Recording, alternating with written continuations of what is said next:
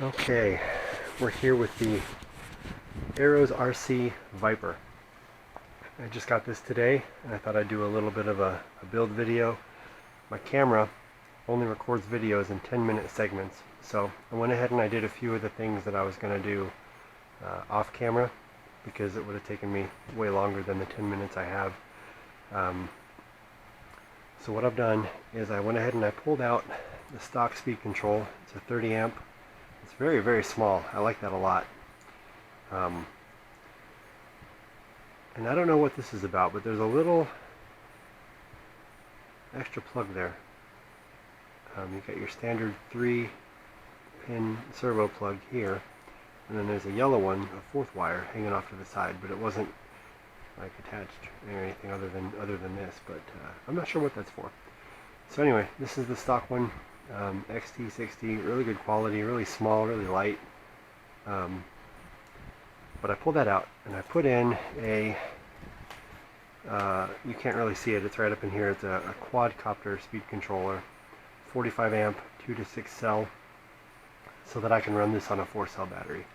Down inside, you got your 50mm 11-blade fan,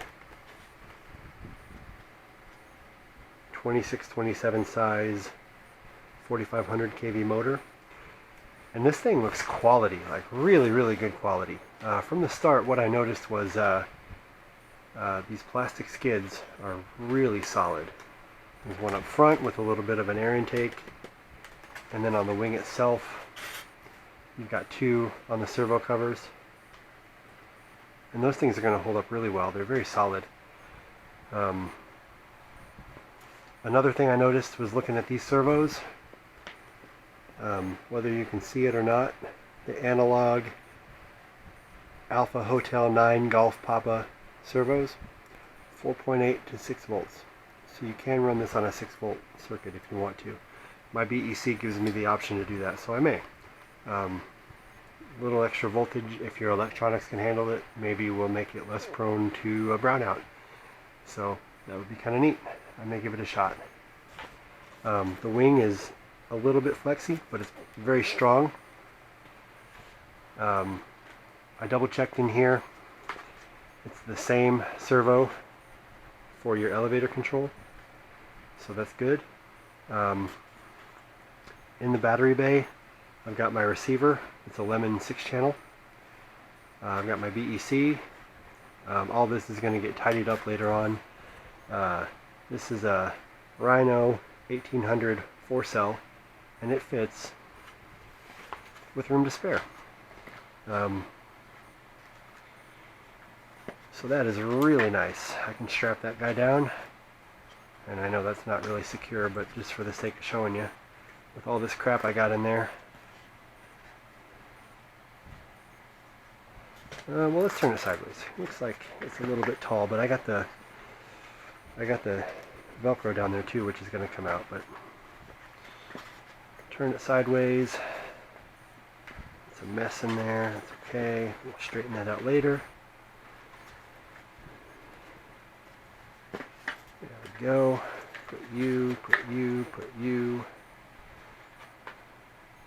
I just want to show that all this can fit easily. Not easily yet, but it will.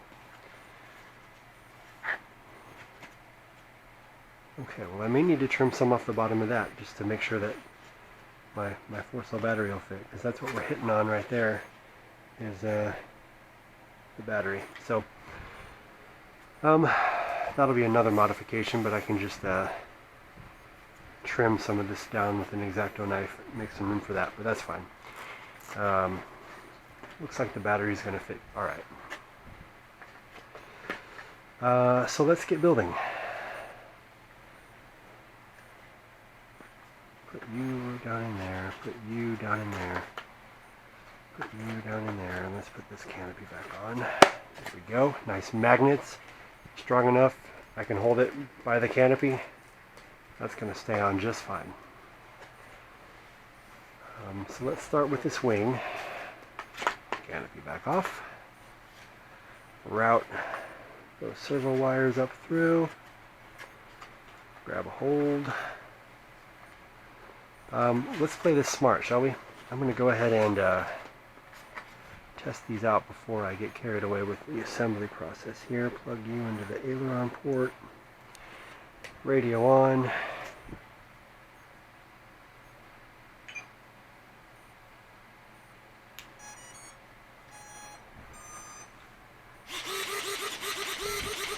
Okay, well they're going the wrong way, but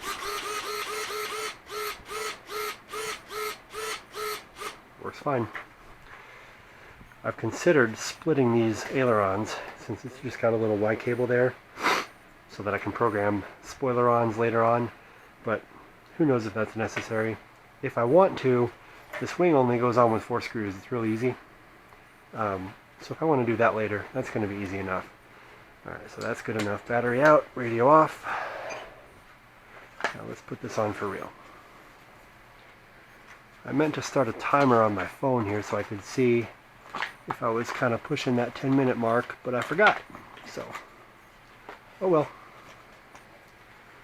Okay. That wing goes right up into there and right back into there. Perfect solid fit. Plunk. Got some screws here.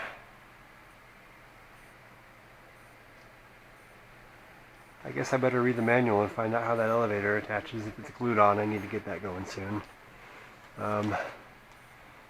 5 screws in there. And I need a very small Phillips head. You can see my untidy stuff over here. This guy will probably do the trick.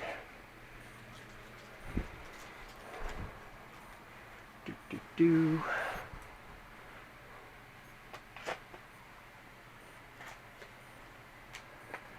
Get that started.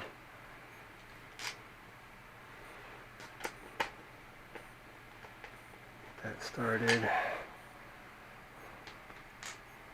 Get this started.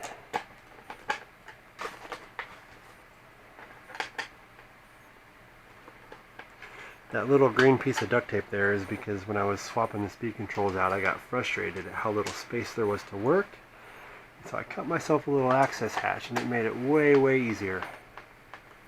I didn't want to pull the EDF. I know I was kind of thinking about it, but I decided to not do that because I didn't want to. You're not even slotting in that hole, are you, you little punk? I didn't want to possibly have to tear it out if it was glued in place. That seemed like not a great idea. Okay, I think we're good there. It's a good strong airframe. I'm having to push pretty hard to get these screws to seat themselves. And it's kind of taking it pretty well. Come on, get in there.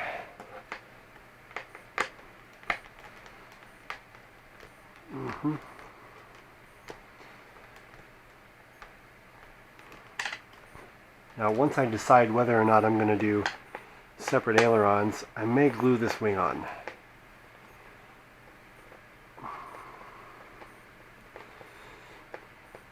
Okay. That's looking pretty solid. Screw it down a little tighter.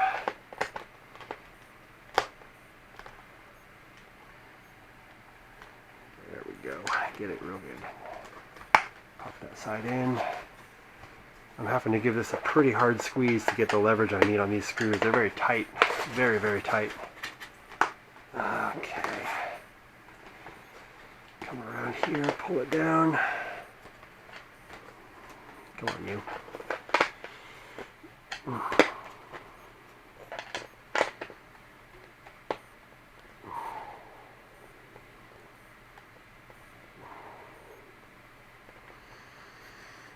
Come on now.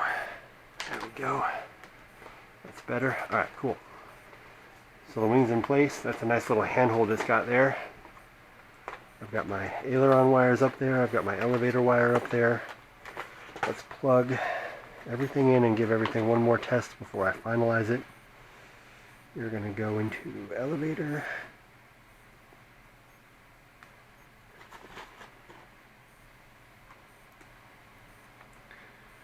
Okay, that's that.